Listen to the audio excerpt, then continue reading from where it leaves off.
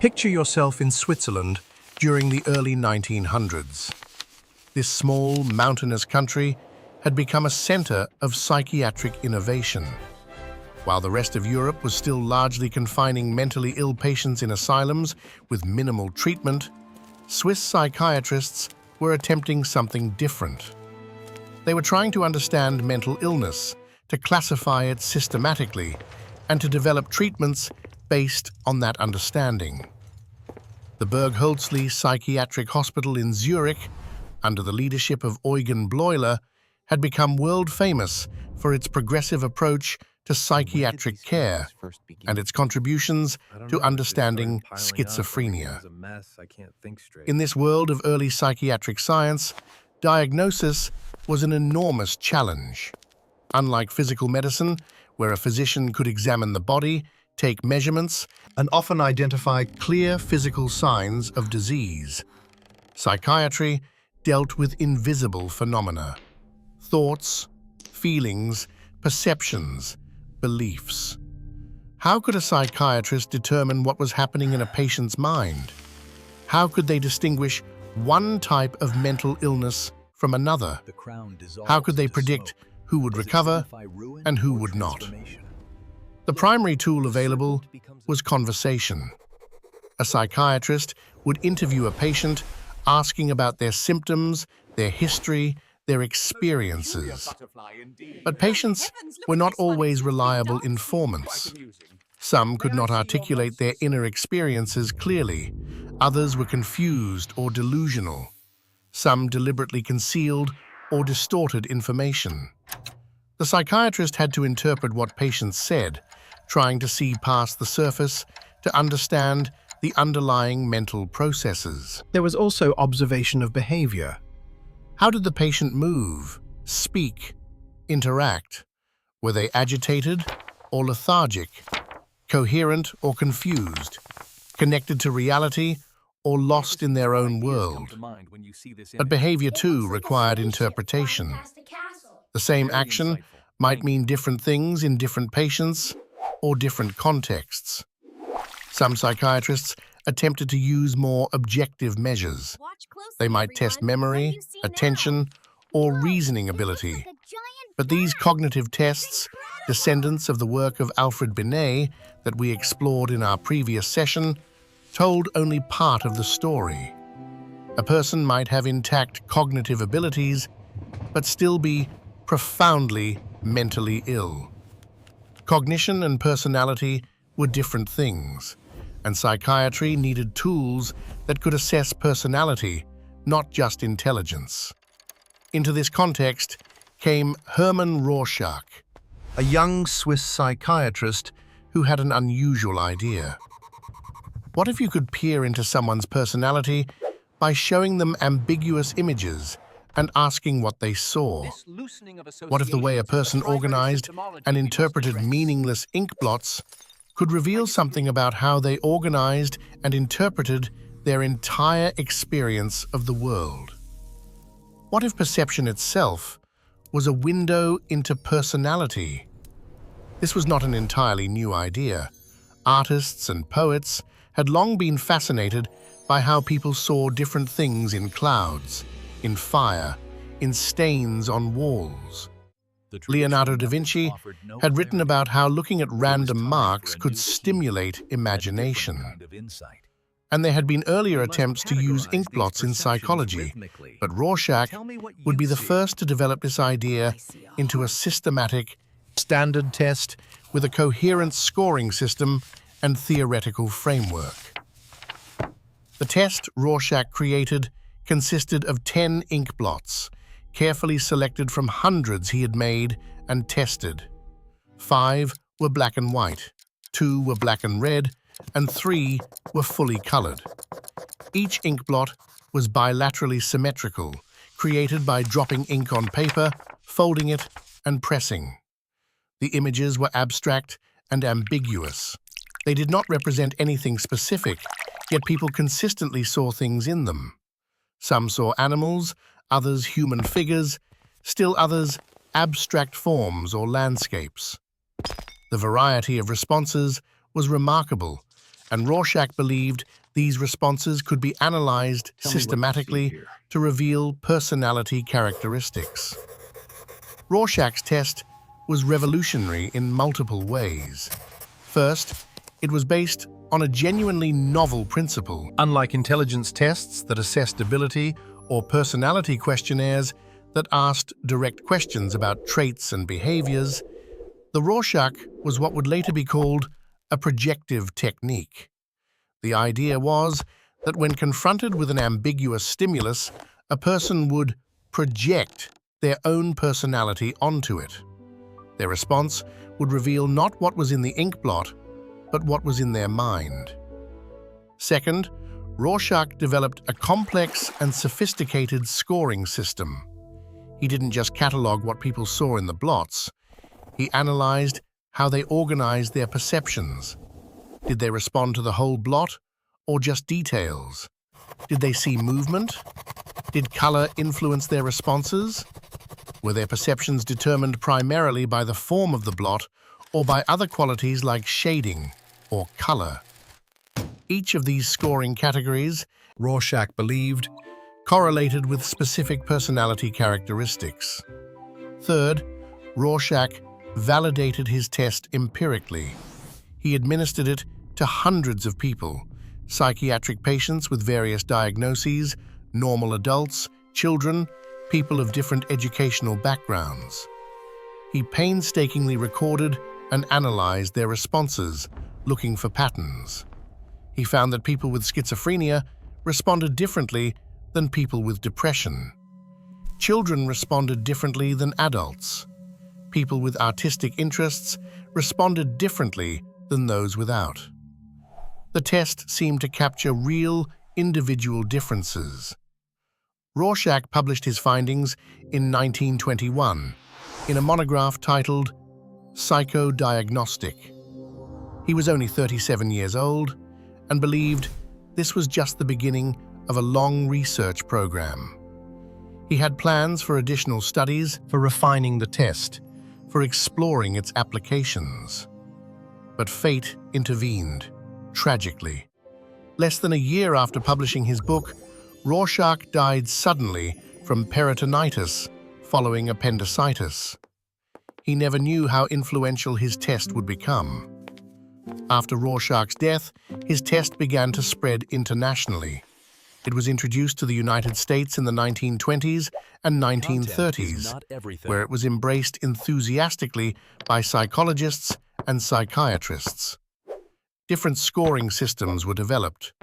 New research explored its applications.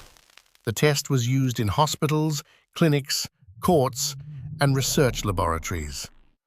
By the 1940s and 1950s, the Rorschach was arguably the most widely used personality assessment tool in the world.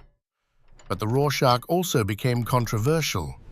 Critics questioned whether it really measured what it claimed to measure. They pointed to problems with reliability and validity. They argued that interpretation was too subjective, too dependent on the examiner's theoretical orientation. Some called it pseudoscience, little better than reading tea leaves.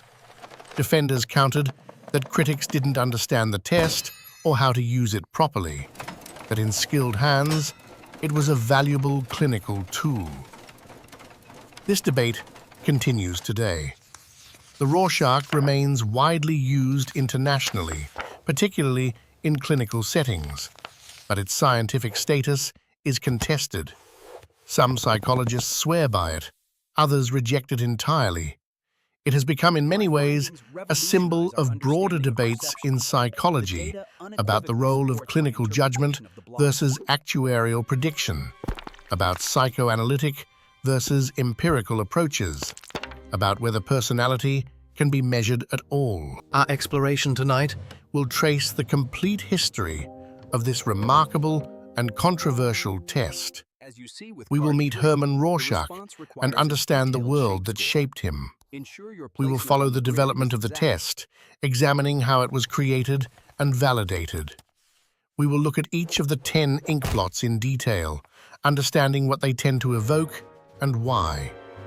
We will explore how the test spread around the world and how it has been used in various applications. And we will examine the scientific controversies that have surrounded it from the beginning.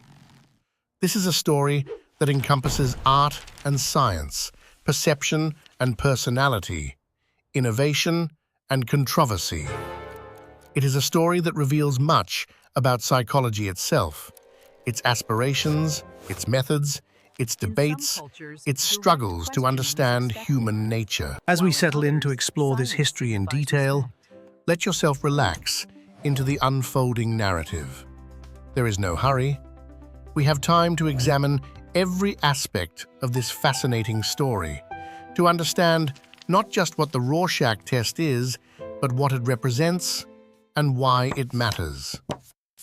The story begins not with the test itself, but with earlier ideas about how perception and personality might be connected. To understand Rorschach's contribution, we must first understand what came before him. Section 2. Historical background of projective assessment. The idea that personality could be revealed through how a person interprets ambiguous stimuli did not originate with Hermann Rorschach. Throughout history, people have noticed that different individuals see different things when looking at the same ambiguous image, and have speculated that these differences might reflect something about the viewers themselves. In ancient times, there was interest in how people interpreted dreams, omens, and natural phenomena.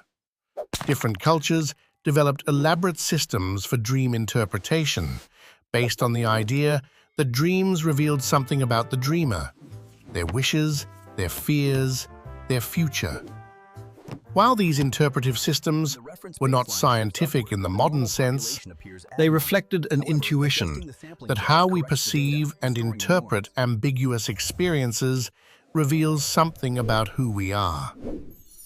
The Renaissance artist and scientist Leonardo da Vinci wrote one of the earliest explicit discussions of the principle that would later underlie projective testing. In his notebooks, around 1500, Leonardo suggested that artists could stimulate their imagination by looking at stains on walls, ashes in fire, clouds, or mud. He wrote that if you looked at these random patterns with the intention of seeing something specific, you would find what you were looking for: landscapes, battles, figures, faces. Leonardo understood that perception was not passive reception, but active construction, and that what we see in ambiguous stimuli reflects what our minds contribute to the perceptual process. Leonardo's observation was brilliant, but he applied it primarily to artistic creation rather than to understanding personality. The idea remained dormant for centuries, occasionally mentioned by poets and artists, but not systematically developed. In the early 19th century, a German poet and physician named Justinus Kerner created what he called Klexographien, inkblot pictures. Kerner would drop ink on paper, fold it to create symmetrical patterns, and then write poems inspired by the images he saw in the blots. He published collections of these inkblot poems, which were popular as parlor entertainment. People enjoyed looking at the strange, evocative images and discussing what they saw in them. Kerner's inkblots were purely artistic and recreational. He made no claim that they revealed personality. But they demonstrated something important: that symmetrical inkblots were particularly evocative, that people consistently saw things in them, and that these images could provoke emotional and imaginative responses. Rorschach, growing up in Switzerland in the late 19th century, was aware of this tradition of inkblot games and would have encountered Klexographien in his youth. The scientific study of perception advanced considerably in the 19th century.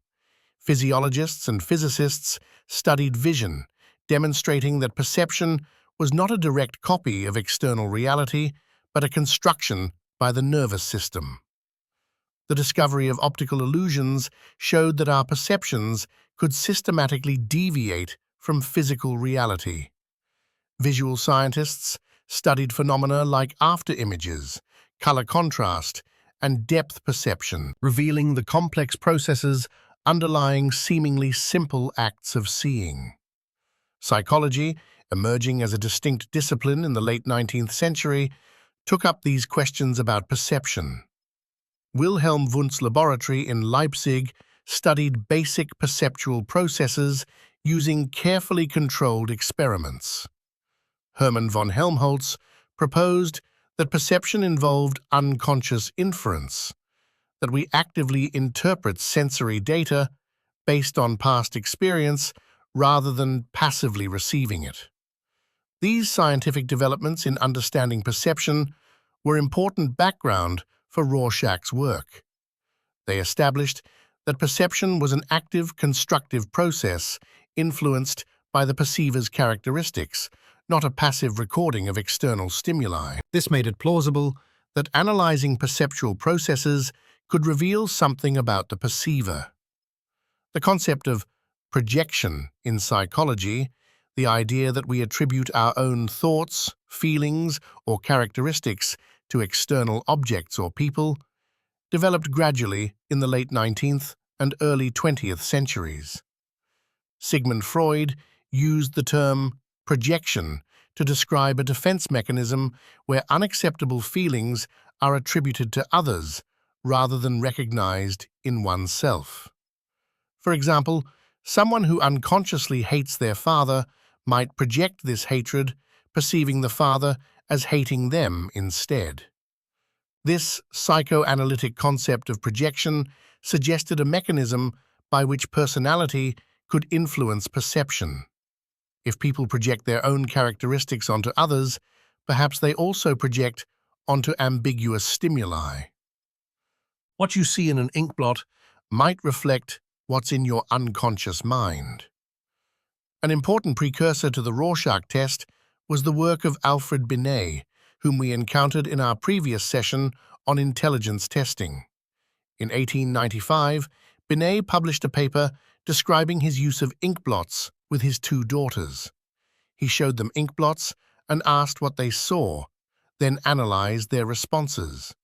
He noticed that his daughters' responses differed from each other and seemed to reflect their different personalities. One daughter gave more imaginative, elaborate responses, while the other gave simpler, more concrete descriptions. Binet's inkblot experiments were informal and unsystematic. He used them more as a demonstration of individual differences than as a standardized test. He did not develop a scoring system or use the blots for diagnosis, but he clearly recognized that inkblot responses could reveal personality characteristics, and he published his observations in scientific journals, where other psychologists, including Rorschach, would encounter them. Other psychologists also experimented with inkblots and similar ambiguous stimuli in the years before Rorschach's work. In 1910, Whipple's Manual of Mental and Physical Tests included an inkblot test among various psychological assessment procedures. These early inkblot tests were simple, typically just asking people to describe what they saw and perhaps noting whether responses were imaginative or prosaic, simple or complex. There was no systematic scoring or interpretation. In 1917, Szymon Henz, a Polish student working with Rorschach's mentor Eugen Bleuler, completed a dissertation on inkblot testing. Henz created inkblots and administered them to school children and psychiatric patients, primarily to study imagination and fantasy. He published his dissertation, and Rorschach certainly knew of this work, as they were working in the same psychiatric circle in Zurich. Henz's work was more systematic than earlier inkblot experiments, but was still limited. He focused primarily on content, what people saw, rather than on the perceptual processes involved in seeing it. He did not develop the complex scoring system that would make Rorschach's test distinctive. his work remained relatively unknown and had little impact beyond demonstrating that inkblots could be used for psychological assessment. The early 20th century also saw the development of other types of projective techniques. The word association test, developed by Carl Jung and others, asked people to respond with the first word that came to mind when presented with stimulus words. The pattern and content of associations were thought to reveal unconscious complexes and emotional conflicts. This was another way of using ambiguous stimuli. Words could evoke many associations to reveal personality.